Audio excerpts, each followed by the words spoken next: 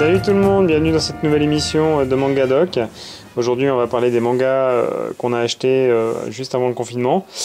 N'hésitez pas à vous abonner si l'émission vous plaît. N'hésitez pas aussi à laisser des commentaires pendant la vidéo. Si jamais il y a des choses qui vous passent par la tête, ça fera toujours plaisir. De toute façon, on est là pour répondre, on est là pour s'amuser, on est là pour profiter un maximum. Un petit pouce bleu, ça fait toujours plaisir. Je compte sur vous pour participer pendant cette vidéo et pour toutes les prochaines. Allez, c'est parti. On va commencer déjà par les mangas d'occasion que j'ai achetés. Donc voilà, il m'en manque encore des petits High Shield. Donc là j'ai acheté le tome 24 et 36. Il m'en manque encore 4-5 et puis la collection sera terminée. Une fois qu'elle sera terminée, je pourrai l'attaquer parce que celle-là j'ai franchement envie de me la faire. Donc je suis vraiment très impatient. Et après on va attaquer les mangas neufs. Alors c'est marrant parce que j'ai vu une vidéo tout à l'heure où je me suis dit tiens, celui-là je l'ai acheté. Oh tiens, celui-là je l'ai acheté aussi. Bon, on va commencer par une collection de Hakata, What the Fuck. Une collection, pour ceux qui connaissent l'auteur, c'est celui qui a fait Lady Boys versus Yakuza. Un manga complètement déjanté, avec un synopsis complètement déjanté. Et là, c'est à peu près pareil. Vous voyez deux frères dans une baignoire et qui essayent d'échapper à des requins parce que la ville est inondée.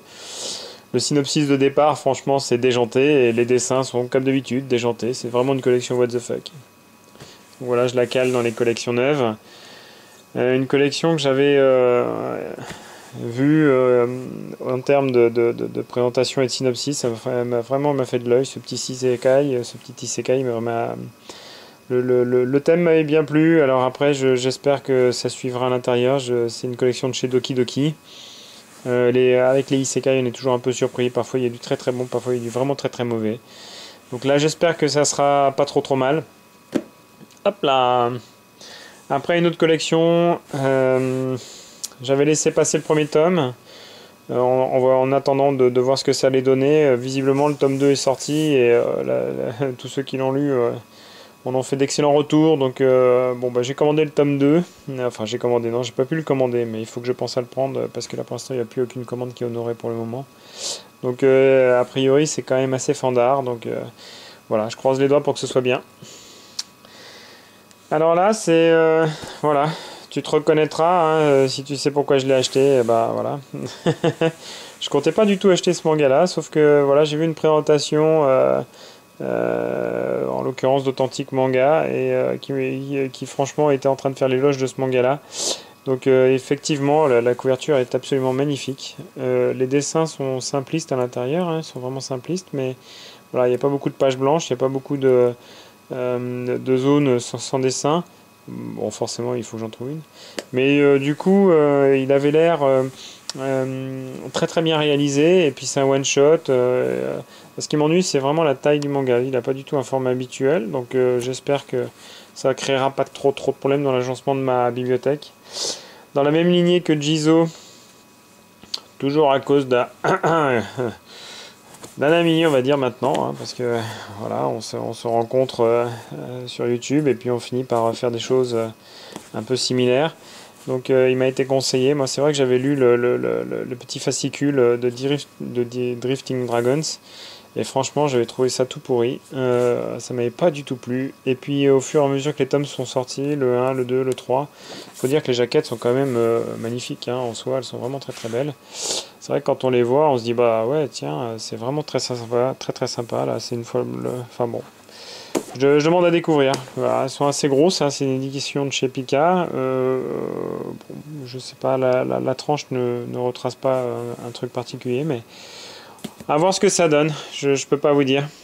Hop là, un petit one shot aussi, Space Chief Kaiser. Bon, je tombais dessus complètement par hasard. Il y a un one shot de Boichi. Alors Boichi, c'est Dr Stone, c'est Sunken Rock, c'est Origin. Il dessine, mais alors, c'est des véritables œuvres d'art. Franchement, quand il fait des dessins, c'est toujours... Après, les personnages, ils ont toujours la même tête. Donc, moi, j'ai franchement l'impression, quand je regarde ça, j'ai l'impression de voir Dr Stone. Donc, bon. Écoutez, c'est un one-shot qui est sorti, je sais plus, en 2011, je crois. Faudrait que je regarde, mais...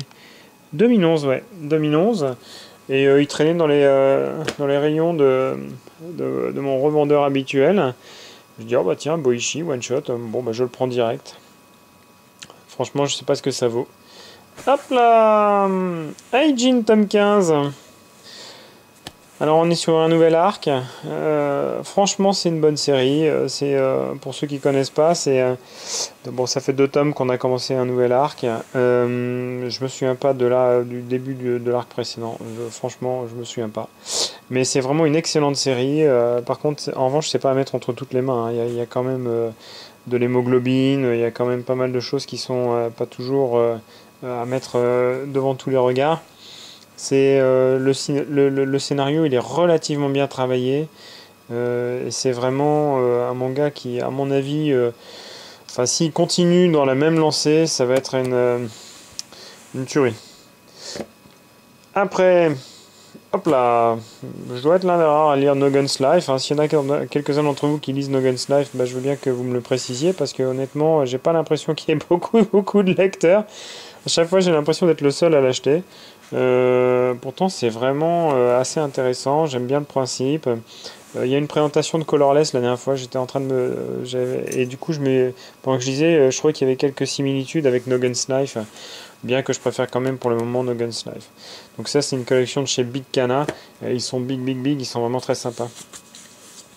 Un tome spécial Halloween Hideout. Alors là, je me suis fait plaisir. C'est un manga que je vois depuis très longtemps. Un manga qui fait bien flipper a priori, de chez Kion.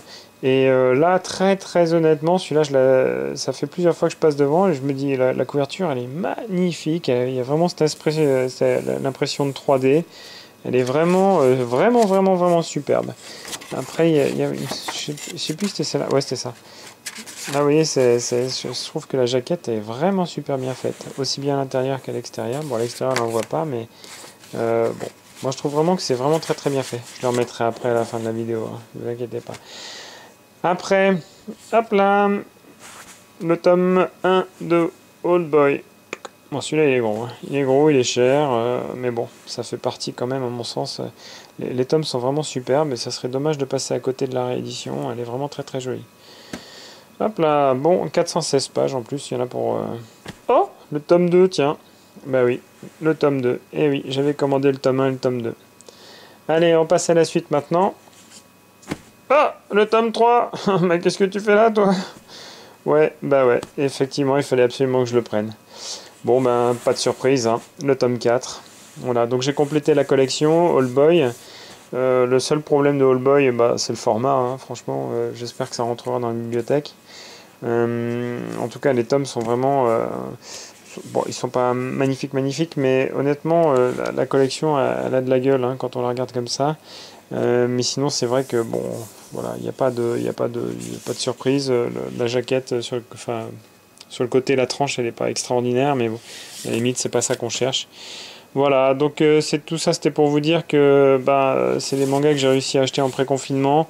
J'ai vraiment trimé pour pouvoir aller faire les courses parce que franchement, avec l'annonce du gouvernement 2 jours avant le confinement, c'était un peu chaud. Et puis les magasins ont été un peu vidés. Je pense que tout le monde a fait un peu la même chose que moi. Encore une fois, on pense à vous, à tous ceux qui avaient fermé le rideau. On pense à tous ceux aussi qui sont sur le feu pendant cette période un peu délicate. Donc bon, je ne m'appartiens pas de donner mon avis, mais voilà, je voulais vous dire que je pensais à tout le monde. Surtout protégez-vous, pensez bien à vous, restez couverts, ne sortez pas n'importe comment et faites bien attention à vous. Allez, salut la famille!